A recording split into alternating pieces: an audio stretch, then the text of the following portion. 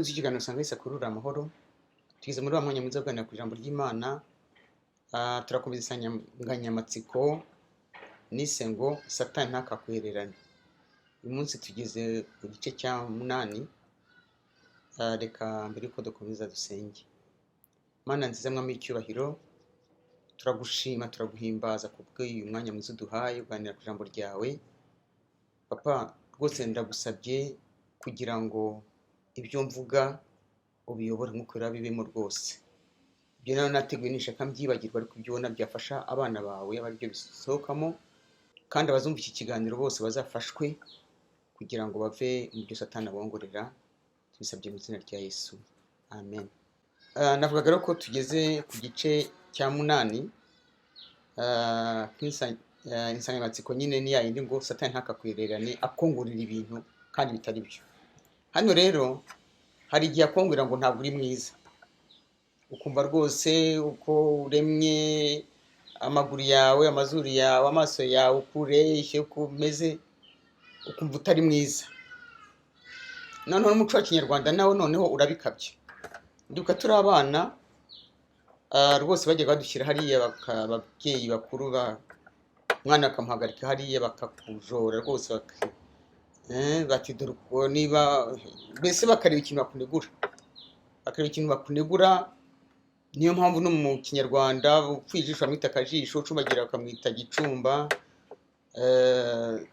Usanga rwose umuco wa Kinyarwanda ndawugiranye n'abanyekongo nabo nabayemo. Ntabwo ari abanyekongo siko bimeze, ahubwo babwira umwana ko ari mwiza. Niyo umuntu rwose yaba atari mwiza, ubona ishusho atari nda, ariko bati uri mwiza, urabaruta. Aho rero umuco wa Kinyarwanda naje kubaza impamvu umuco umeze gutyo. Bambwira ko baba bashaka ko umwana adakura yumva ko ari igitangaza, ko aruta abandi, mbese ni ikintu cyo kumucisha bugufi kugira ngo atazavaho yirya akirata. Nibyo namenye. Ubundi Abanyarwanda ni beza, bafite ishusho nziza muri rusange, ariko rero ndibwira ko ariyo mpamvu icyo kintu bagikoraga, ariko mu by'ukuri si umuco mwiza, kuko hari abagira ibikomere cyane, hari abagira ibikomere biteye ubwoba. Sinzi narigeze kubabwira kuri iyi mikoro, umukobwa twabanaga yarakiri umukobwa, twari mu mahanga, twari muri Kongo. Noneho baba badutumiye mu bukwe, ntajye mu bukwe, ntajye gusura abantu, nta na bene yari afite, ngere mfite bene wacu, natwe tujye kwa bene wacu reka da. Mbese rwose yarameze nk'umuntu akajya ku kazi agataha, yarangiza akajya mu isoko, nta bindi. Yenda nk'umuntu kuko baziranye uri mu bitaro akaba yajya, ariko ubundi nta handi hantu yajyaga mu bukwe, n'ibyo ntabyo yajyagamo. Ubwo rero nakoze ko nshoboye biranga, ariko igihe kiragera aza gukizwa, aza guhura na Yesu. Noneho nibwo yaje kumbwiza ukuri kose, ati nakuze iwacu bambwira ko ndi mubi, ati bangiranye n'abandi batanaga uri mubi, bati ntituzi naho twakuvanye, ntituzi niba ari ubu wacu.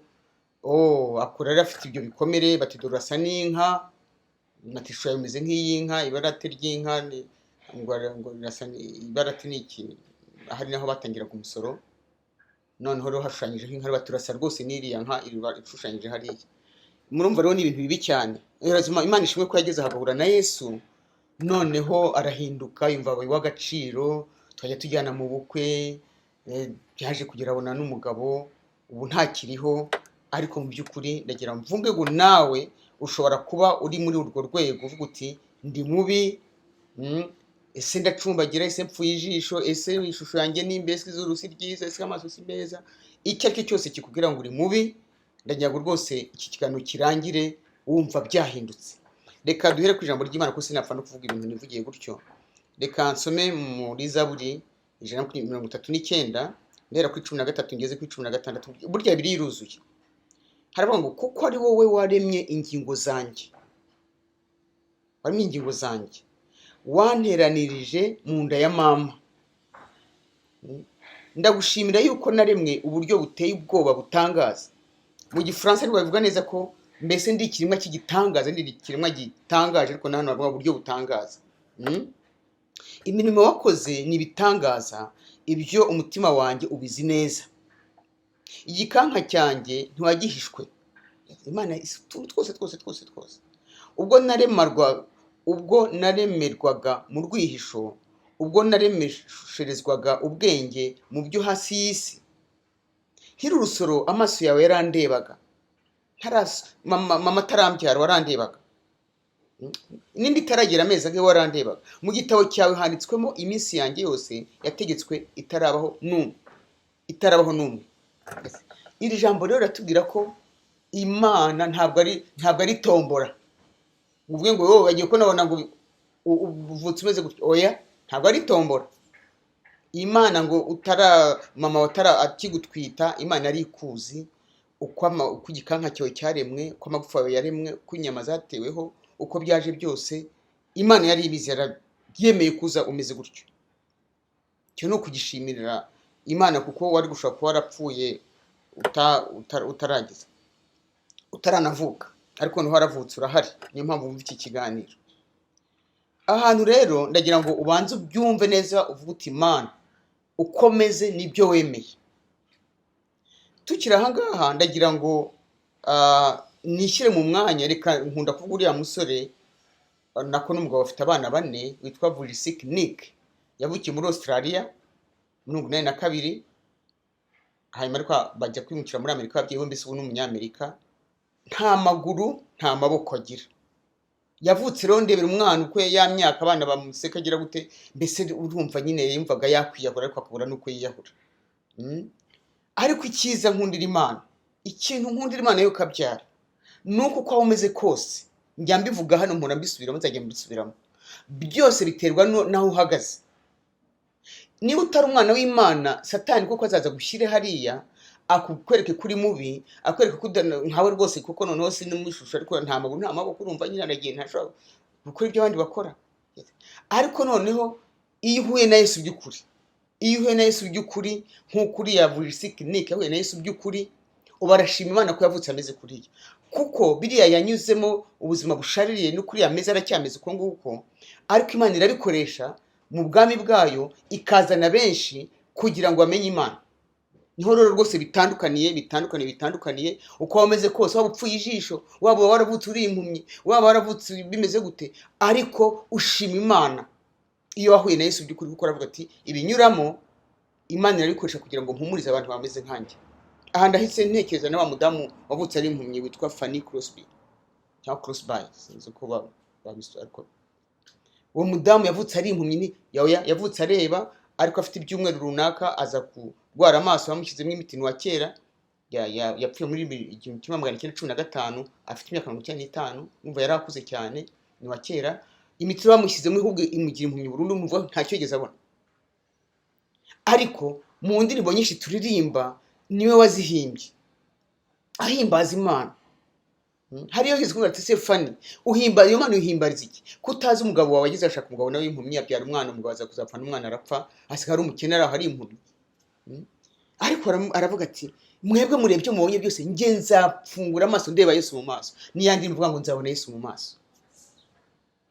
Ubwo rero nshuti yanjye, ahangaha rwose ugiye uko ngenda tujya mbere muri iki cyigisho, ndagira ngo ugende waze se ndi umwana w'Imana. None se niba afite izo complexe cyangwa iryo pfunwe ngo sindi mwiza, mpagaze hehe?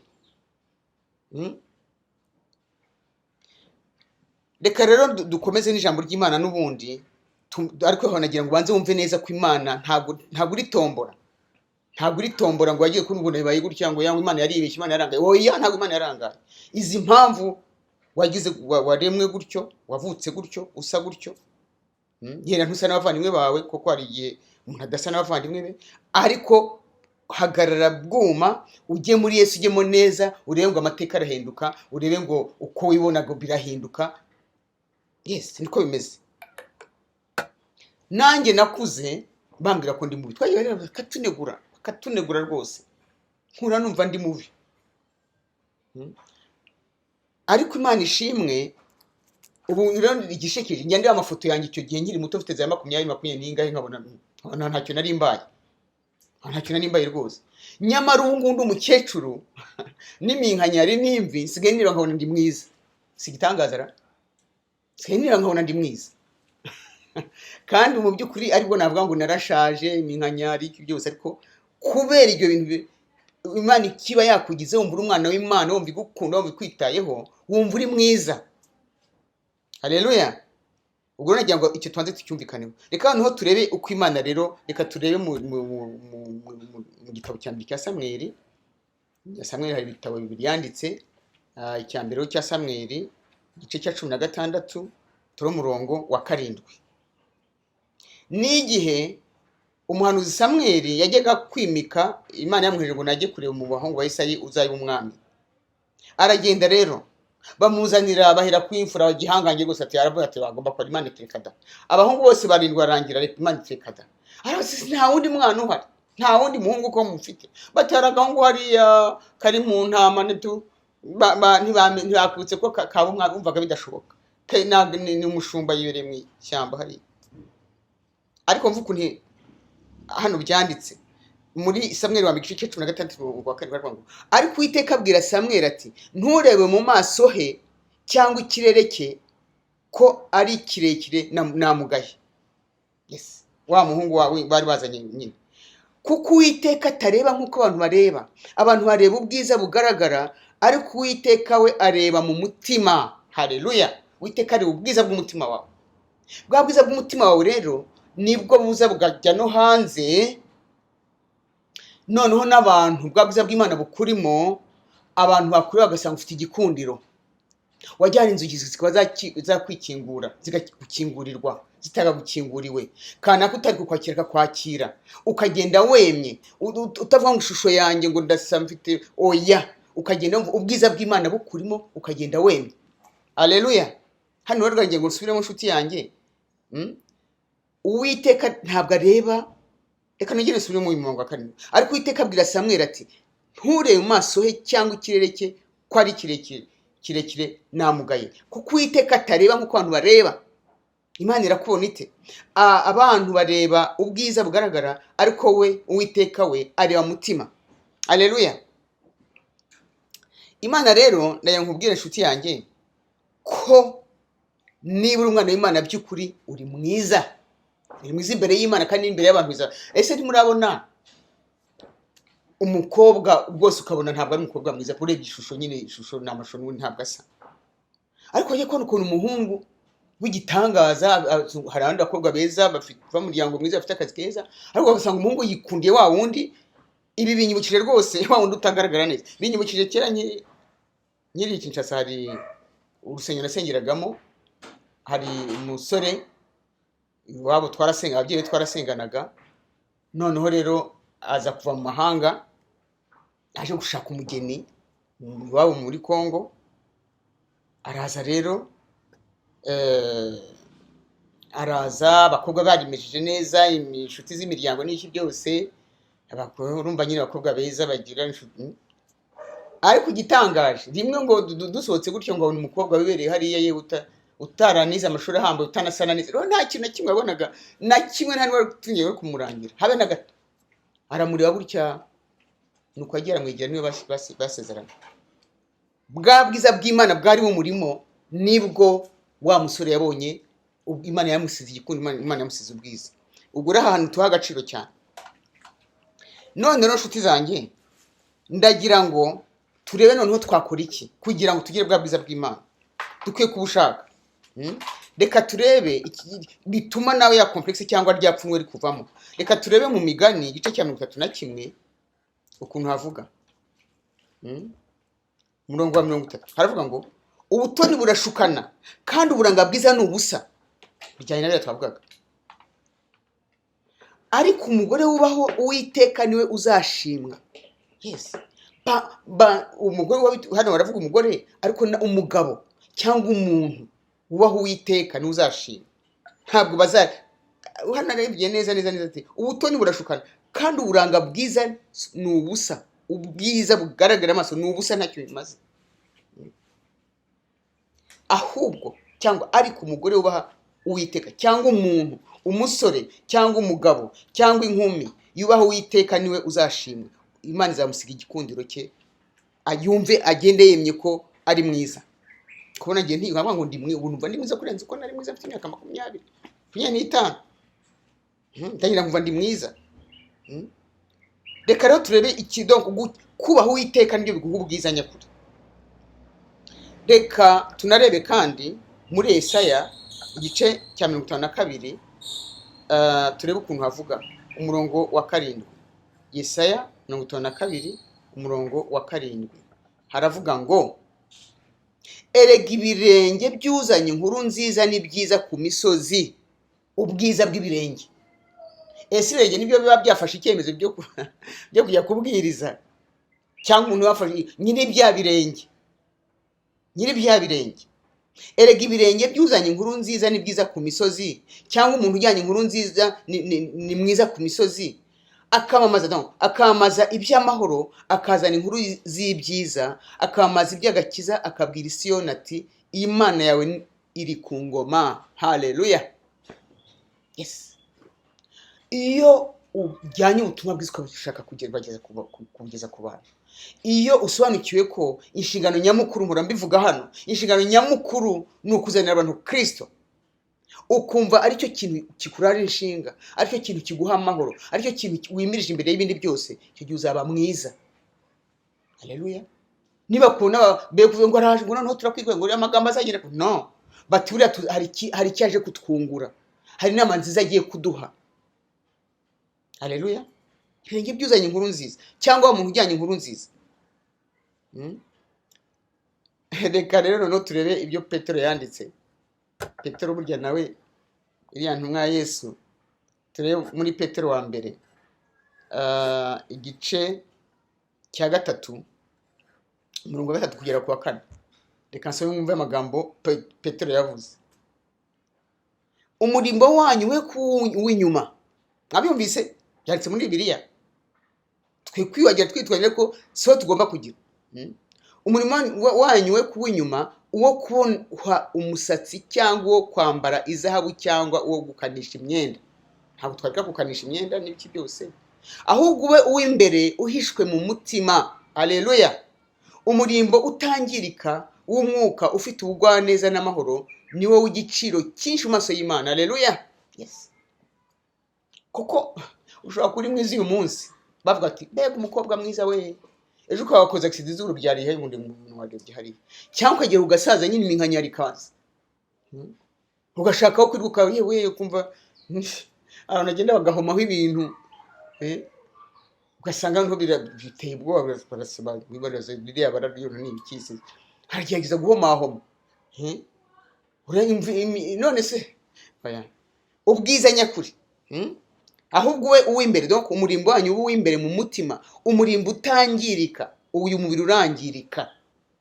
Nge sigendera n'iminkanyarenge nkabwa Imana biranyereka ko uko ngenda nkwegera nkumva iminkanyarenge rwose nta kintu intwaye na gato, cyangwa imvi zanjye reka nkumva ahubwo biratuma biranyibutsa ko urugendo rwanjye ruri hafi, kuri usigari rutoya, nkazasinzira, nkazaruha, nkazakanguka mbona Yesu mu maso. Ahubwo uw'imbere uhishwe mutima, umurimbo utangirika w'umwuka ufite ubugwaneza n'amahoro, ari wowe w'igiciro cyinshi mu maso y'Imana. Yes. Ibi byo vuga ngo ndasanga umukobwa gitangaza nyuze hariya we ngo bitangaza we, yabire imbere y'Imana nta gaciro bifite. Hari ikiganiro ngeze gutanga haje n'imyaka ikivuga ngo uko ngaragarira abandi, navuga uko ngaragarira abandi by'inyuma nyine nabi simbigarukaho, ahubwo ngaragarira abandi si byo bimpa agaciro. Ntabwo umwenda wambaye ari uguha agaciro, ntabwo ushokoje byo biguha agaciro, ntabwo isura yawe yiguha agaciro. Ibiguha agaciro nibikurimo, wasangiza n'abandi ukabazanira Yesu. Haleluya. Reka kandi turebe nuko Timoteyo yabyanditse. Timoteyo na Paulo nawe yabyandikiye Timoteyo, ntabwo ari Timoteyo yabyanditse, ariko ni Paulo wandikiraga Timoteyo. Urwa mbere rero yandikiye Timoteyo, reka tururebe igice cya 2 umurongo wa 9 kugera kwa 10. Kandi n'abagore nuko ndashaka ko mbambara imyambaro ikwiriye. Nshuti yanjye ambara wikwize, wivuga ngo ndi mu bigezweho ngo batanseka. Reka da, ntacyo rwose. Ambara wikwize, mwambara imyambaro ikwiriye. Yes. Bakagira donc, reka nongere nsubiremo neza. Kandi n'abagore nuko ndashaka ko bambara imyambaro ikwiriye, bakagira isoni birinda, kandi batirimbisha kuboha umusatsi, cyangwa izahabu, cyangwa imarigarita, cyangwa imyenda y'igiciro cyinshi, ahubwo birimbishishe imirimo y'ingeso nziza, nk'uko bikwiriye abagore bavuga yuko bubaha Imana. Haleluya. hano baravuga umugore kuko turabizi ku isi yose birazwi na kera kose abagore nibamara umwanya munini birimbisha bashaka kugira gute, bashaka uburanga mu biki n'ibiki, mu byo bisiga, mu byo bambara, bajya mu madeni bagira gute. Oya, ubwiza nyakuri ni bwa bundi Imana yagushyizemo, nibwo bufite akamaro, nibwo utazasaza. Ubwo kugenda usaza wegera Imana ni kugenda ushobora kuba mwiza. Haleluya. Ndagana no ku musozo, nako ngeze ku musozo, navuze ko ntazajya ndondogora cyane, ariko najya mu mbwene inshuti yanjye ngo Satani ntakongure ngo ntabwo uri mwiza. Niyo nsanganyamatsiko. Satani ntakakwihererane kwabwira ngo ntabwo uri mwiza. Ni uri umwana w'Imana uko wari ufite iryo pfunwe, menya ngo Imana iragukunda, menya ngo uri mu maboko yayo, menya ngo imisatsi yawe yose irabaze, menya uti se iyi shusho bambwira ngo nimbi, ibi bimeze gutya na gutya, ni ikihe kiza navanamo. Naho ingero ebyiri zifatika, naho urugero rwa Vujisiknik, naho urugero rwa Fanny Crosby. Bombi ni abantu bafite ibintu bibabaje cyane, ariko babereye benshi akamaro. Nubu nubwo Fanny Crosby yapfuye kera, ariko indirimbo ze, amagambo yanditse imivugo irenze 8,000 igeze kumvuga n'undi irenze mwiza cyane, asingiza Imana. Ntacyo kuba atarigeze abona, ntacyo byari mutwaye, yumvaga we yarari ku rundi rwego. Haleluya. Afite ubwiza budasanzwe, ubwiza bw'Imana. Vujisiknik waracyahari, ni muto cyane, afite imyaka 43, ni muto rwose, ariko arashima Imana. Iyo ageze mu gihugu abantu bose barahura bakaza kureba. Ntabwo nta ryapfunwa gifite, nta kwa kumva avuga ati Imana kuki wageze kukibona.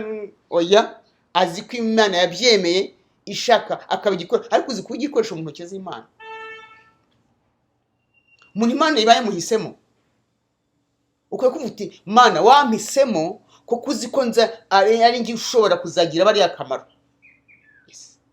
Bari abantu bafite ibibazo nk'ibyanjye, cyangwa abandi bantu bari mu ipfunwe bihebye, ukumva ko wabafasha, kumva ko Imana yaguhisemo kugira ngo abushure icyo kiraka. Inshuti yanjye, reka rero turekeraho, nkubwire ngo va mu ipfunwe, va mu isoni. Satani ntakakwihererane ngo akongorere ibyo ngibyo, nturi mwiza. Ntevuga ko mbiza hari abantu benshi rwose Satani iherana gutyo, ariko ndagira ngo uyu munsi wumve iki kiganiro uvuga uti ndi mwiza kuko nari mu ishusho y'Imana. Imana mu ishusho y'Imana niho twari, wari mu ishusho y'Imana. Uyu mubiri urapfuka, urasaza, ugapfa ukagenda, ariko ibyiza bikurimo ntabwo bisaza, ahubwo bigenda byiyongera. Kuko ijambo ry'Imana tuvuga ngo muri ni henshi, ariko reka mvuge yenda muri Zaburi 105 ngo nzahaza ubusaza bwawe ibyiza. Haleluya. Yes. Kugenda usaza rero akuye ngo yewe ngo nabaye agakecuru we, ngo dore ukomeze we. Oya, ahubwo genda ushimana kugenda ubwiza bw'Imana baragenda ushaka kugaragariraho, kubera ko donc ni kugenda ubara. Ngenda bavuga ko ngenda mbona imigisha, imyaka iba myinshi, ariko nyina imigisha nanyuzemo Imana yampaye mbona ari myinshi, nkarushaho kwishima. Rero reka nsome hano muri Zaburi 103 umurongo wa 5 mwumve. Agahaza, reka cyangwa mpere ku murongo wa mbere nirangiza ndasenga. Zaburi ya Dawidi. Mutima wanjye himbaza Uwiteka. Vuga uti mutima wanjye himbaza Uwiteka, mwabindimo byose mwe muhimbaza izina rye byose. Nukomeze gutyo, reka himbaza Imana. Mutima wanjye himbaza Uwiteka, ntiwibagirwe ibyiza yakugiriye byose. Ariko uzi ko ushobora guhanga amaso ngo sindi mwiza, ukirwa muri ibyo, ukaba muri ibyo we, ugahora uganya we, kandi imigisha ihari myinshi. Oya, uyu munsi umucike Satani rwose, ntiyongere kwongorera. 3, niwe ubabara ibyo wakiraniwe byose, agakiza indwara zawe zose, akacungura ubugingo bwawe ngo butajya muri rwa rwobo, akakwambika imbabazi no kugirwa neza nk'ikamba. 5 hano nashaka cyane, agahaza ubusaza bwawe ibyiza, agatuma usubira mu busore bushya bumeze nk'ubw'ikizu. Yes. Usaza bwawe kugenda usaza, iminkanyari iba yaje koko, ndirumvikana imvi zabaye umweru, cyangwa niba utarazisize zikaba ari umweru. Ariko icyo navuga cyo, agahaza usaza bwawe ibyiza. Inshuti yanjye, kandekeraho, reka dusenge, ariko ufata icyemezo cyo gucika Satani, ntakakongore ngo nturi mwiza ngo nawe byemera. Muri Yesu uri mwiza, kandi ubwiza bw'imbere bwo bw'agaciro. Kadusenge. Mana nza mwami w'icyubahiro, tuje imbere tugushima. Tugushimiye ko ijambo ryawe ari ukuri, ijambo ryawe riruzuye, harimo byose. ibyadufasha mu bibazo byose dushobora kunyuramo birahari muri Bibiliya. Dore rero kuryizera, uduhe kurikurikiza, kandi ndasabira buri wese nanjye nisabira ngo dushake ubwiza nyabwo butangirika, ubwiza nyabwo budahinduka, ubwiza nyakuri Imana ishaka, Imana ishima, bwo kukubaha no kumvira no kugukorera. Mana rero ntitugomba gusarara, ibyo tukwiye byose byumva kandi ukadusubiza, kuko tubisabye mu izina rya Yesu. Amen.